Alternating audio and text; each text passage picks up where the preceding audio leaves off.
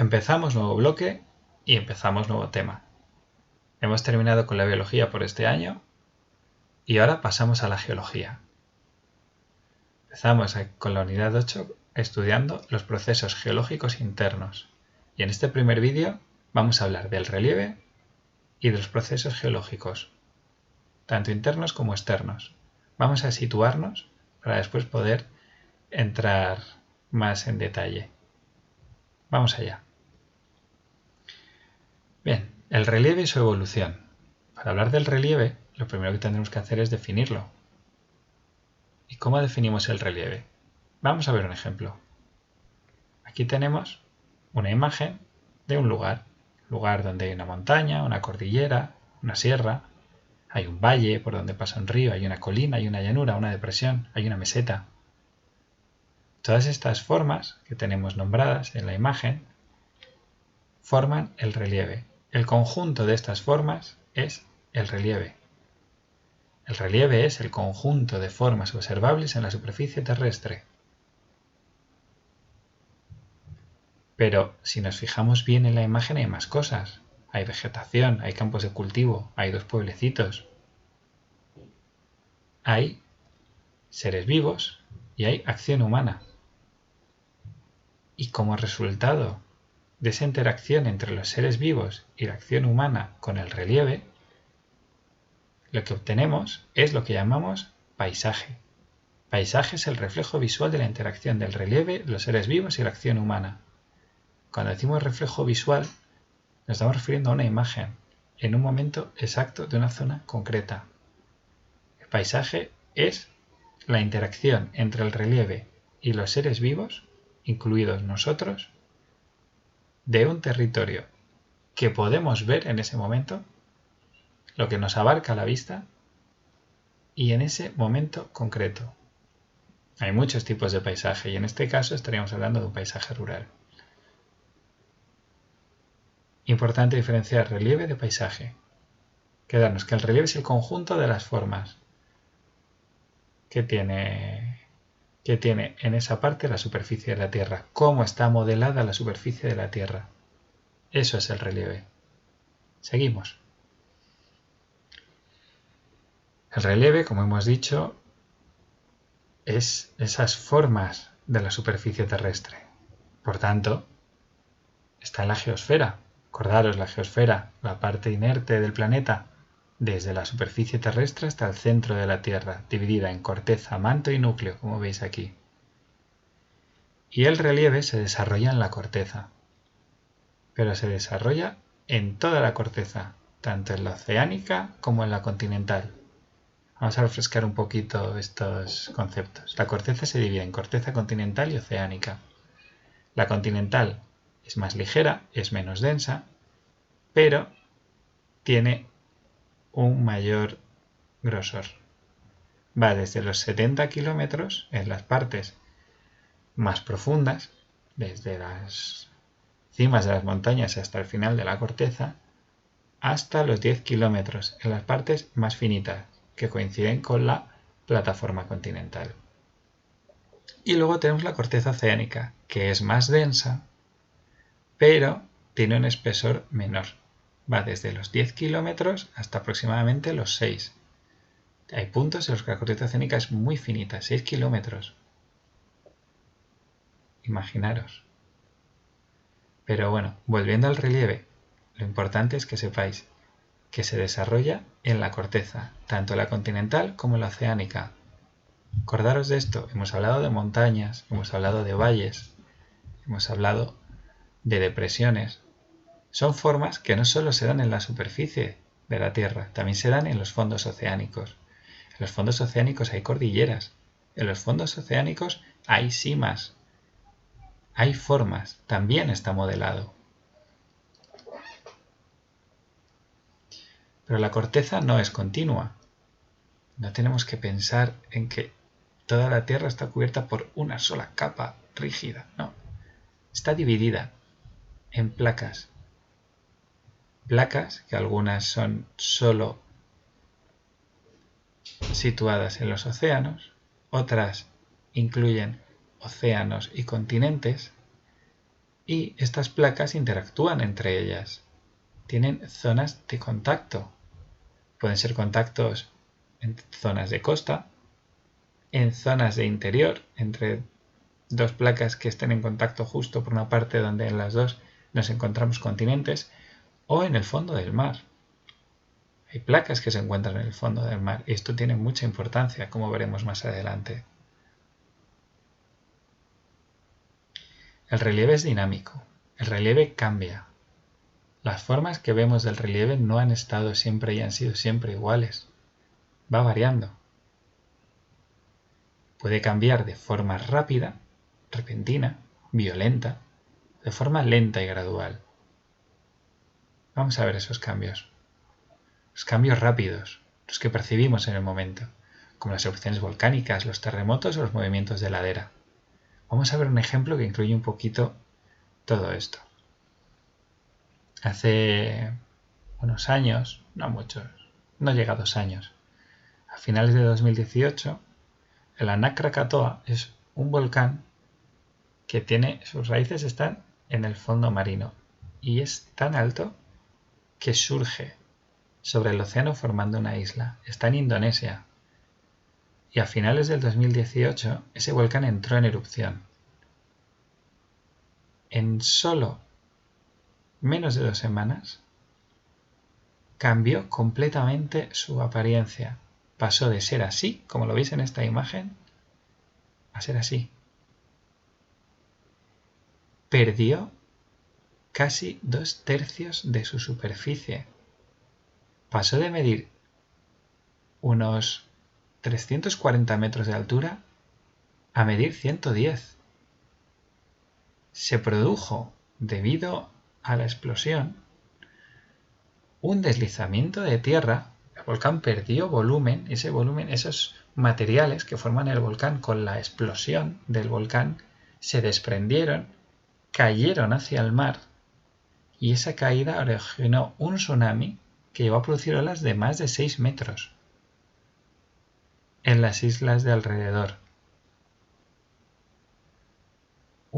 Fue una catástrofe que salió en muchos medios porque hubo unos 420 muertos, más de 1000 personas heridas, más de 500 viviendas destruidas. Fue bastante grave y bastante espectacular. De hecho, se formó una columna de humo de más de 500 metros.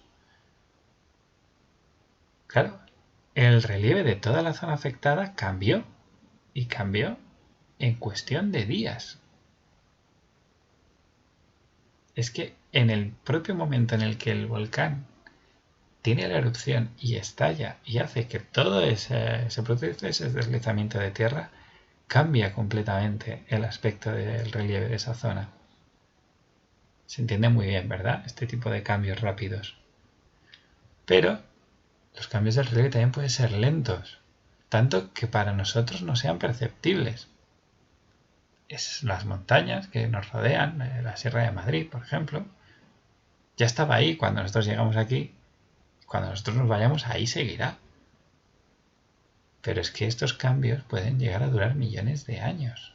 Vamos a ver un ejemplo bastante cercano. El delta del Ebro. El delta del Ebro se encuentra en la desembocadura del Ebro, que como sabréis, pero por si acaso os refresco, es el segundo río más largo de la península ibérica y es el más caudaloso. El delta del Ebro fue cambiando, como podemos ver en este GIF, poco a poco de forma. Aquí parece que fueron fases muy claras, muy concretas, y lo vemos en cuestión de segundos.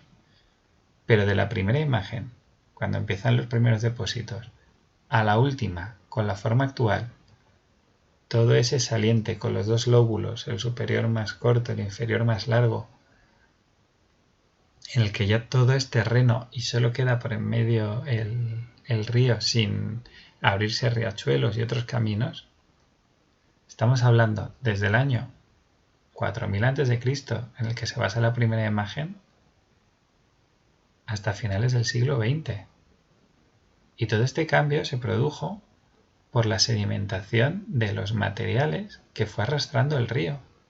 El río, a su paso por todas las zonas que recorre, Aragón, Rioja, Cataluña, desde que nace allí en Cantabria, va arrancando materiales, va arrastrando piedra, va arrastrando sedimentos, los va transportando. Y muchos de esos materiales llegan hasta la desembocadura y allí se almacenan hasta tal punto que han formado un trozo más de tierra. ¿Veis? Y eso sí que no lo podemos ver en cuestión de días. Estos son miles de años. Por eso hablamos de que el relieve puede tener cambios rápidos o lentos. Rápidos, que suelen ser violentos, o lentos, que son siempre graduales.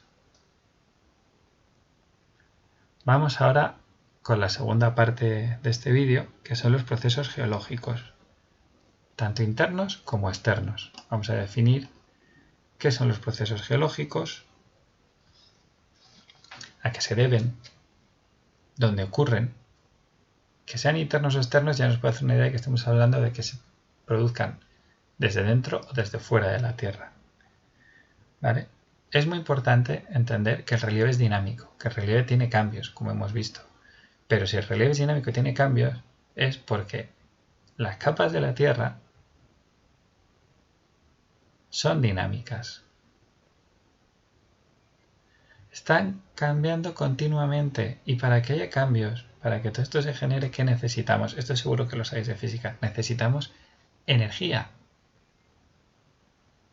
¿Y qué energías son las que producen los cambios en las capas de la Tierra?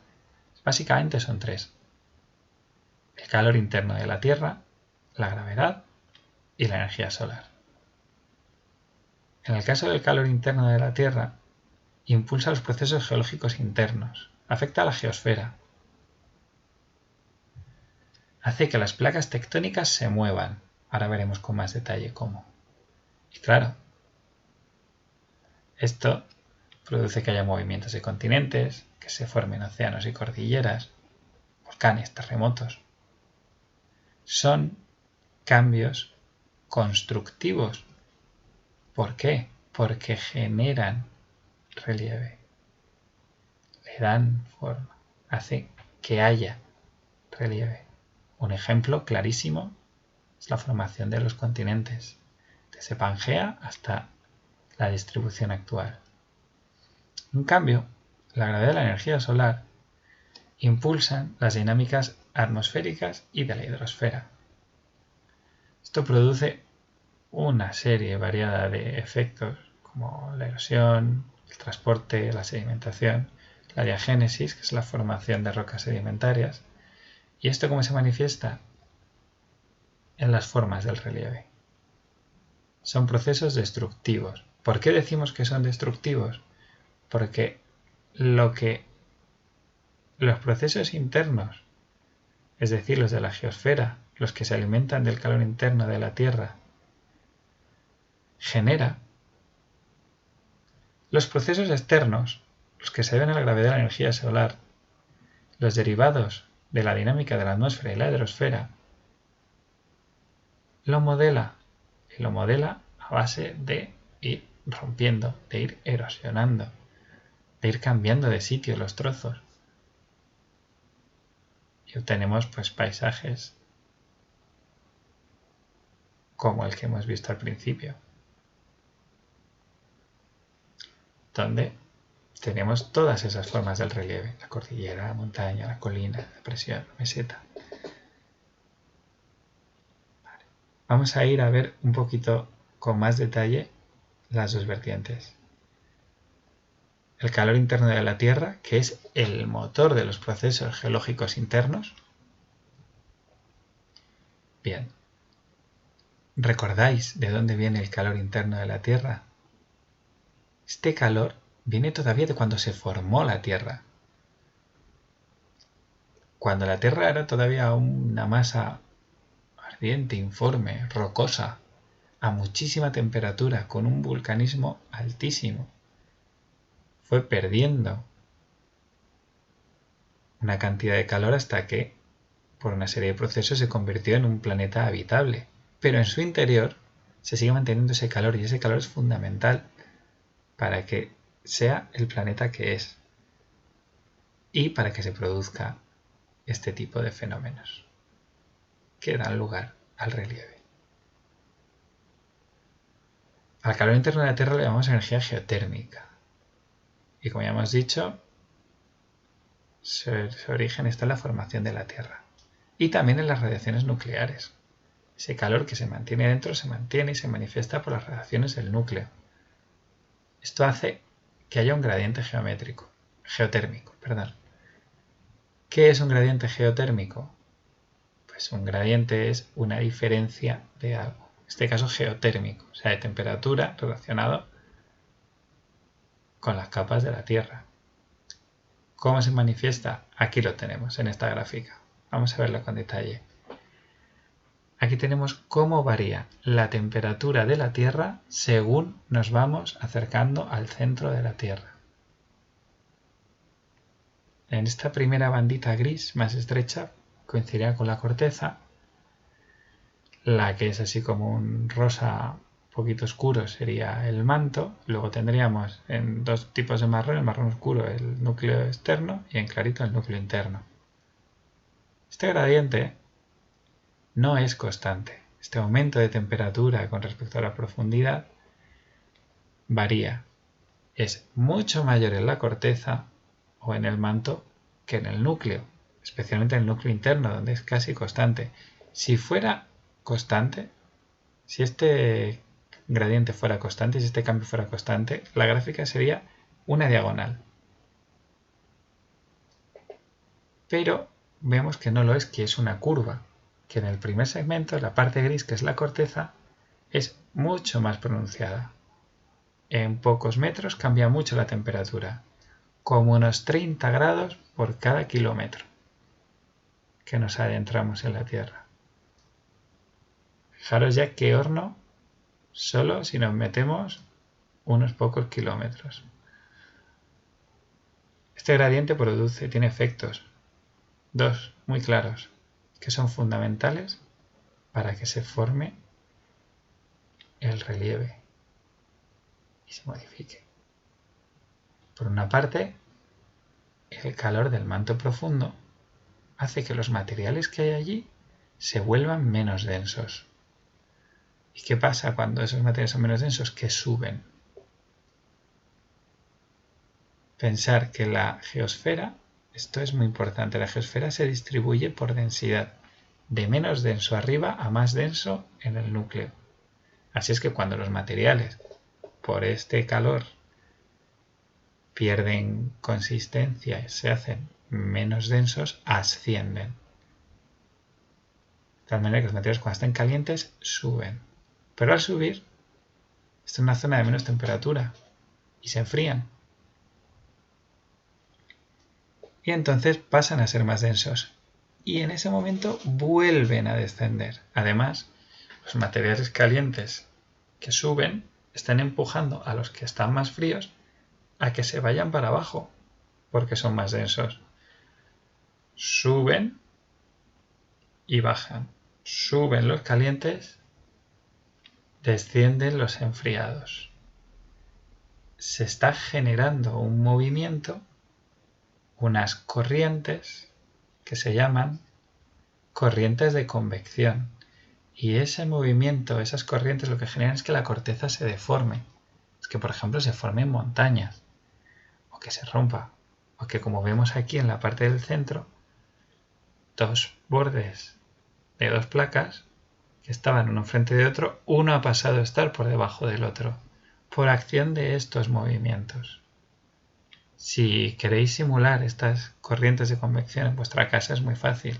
Solo tenéis que poner un cazo con agua en el fuego. Lo dejáis tapado y, pasado un tiempo, cuando el agua ya esté caliente, veis que la tapa se empieza a mover.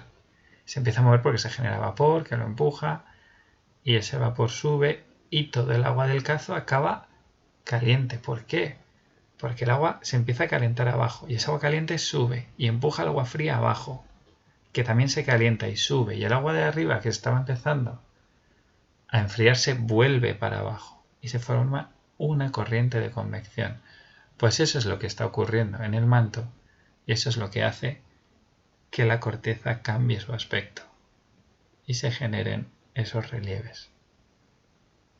Pero claro, pensar que estamos hablando de subir y bajar. Subir y bajar. Si hablamos de subir y bajar, estamos hablando también de otra energía.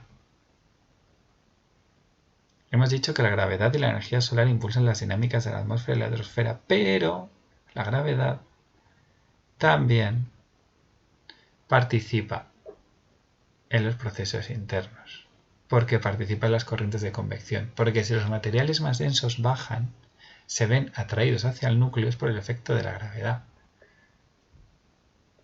Esa atracción hacia el núcleo, eso es la gravedad, como ya sabéis de física seguro. Y eso influye en las corrientes de convección, pero también influye en los procesos externos, porque atrae todos los objetos hacia el centro de la Tierra. Cuando vimos el caso de la Anak Krakatoa y había esos deslizamientos de terreno, esos materiales caían porque la gravedad los atraía hacia el centro de la Tierra. El agua del río desciende, va de más alto de las montañas hasta el océano por el efecto de la gravedad, como vemos ahí en esa catarata. El agua cae porque la atrae la gravedad hacia el centro de la Tierra y al caer va erosionando, va moldeando el relieve, va creando formas nuevas, forma valles, forma depresiones. Pasa lo mismo con los hielos de los glaciares o con las mareas. Y también la energía solar. La energía solar solo participa en los procesos externos y lo hace de una forma muy especial. Calienta la atmósfera y la hidrosfera, lo cual produce que se formen vientos e impulsa el ciclo del agua. Vamos con la primera parte, con la de los vientos. Aquí tenemos un gráfico de cómo se forman las borrascas y los anticiclones. Como veis, el aire, con la energía del sol, se va calentando. El sol calienta la superficie de la Tierra y calienta la atmósfera. Y el aire que está más cerca de la superficie de la Tierra tiene más calor. Y como tiene más calor y es menos denso, sube y desplaza el aire frío que tiene sobre él, que baja. Sube y baja. Volvemos un poco a la misma idea de las corrientes de convección. Menos denso, sube, se enfría, se vuelve más denso, baja y desplaza además. Cuando el aire caliente sube, desplaza el aire frío hacia los lados, que baja. Así es como se producen las borrascas y los anticiclones, y así es como se producen los vientos. Y además, la energía solar también incide en los océanos, incide en las aguas superficiales, incide en los lagos, en los ríos, produce calor en su superficie, un calor que produce un vapor de agua que sube, forma las nubes, que se enfrían, que precipitan, que pasan a formar parte de los ríos, de los acuíferos, de las corrientes subterráneas y que van erosionando y van cambiando la superficie de la Tierra, van moldeando el relieve. Igual que el viento también moldea el relieve, mueve dunas, golpea, lleva partículas que van golpeando. Un ejemplo, por ejemplo, de esto son los acantilados, con esos vientos, esas olas. Perdón. Van golpeando, ¿verdad? Ese relieve y lo van cambiando. Así es que, en resumen, y para concluir este vídeo, podemos decir que la energía solar y la gravedad son los responsables de las dinámicas de la atmósfera y la hidrosfera que producen los procesos geológicos externos. Y la energía interior, la energía geotérmica, el calor que tiene la Tierra almacenado, con cierta ayuda de la gravedad para formar esas corrientes de convección, son los responsables de los procesos geológicos internos, los que generan los constructivos, los que generan relieve, y los externos, los destructivos, los que lo moldean. Y con esto terminamos este primer vídeo. Así es que espero que haya quedado todo bastante claro y las dudas que podáis tener las vemos en clase. Muchas gracias.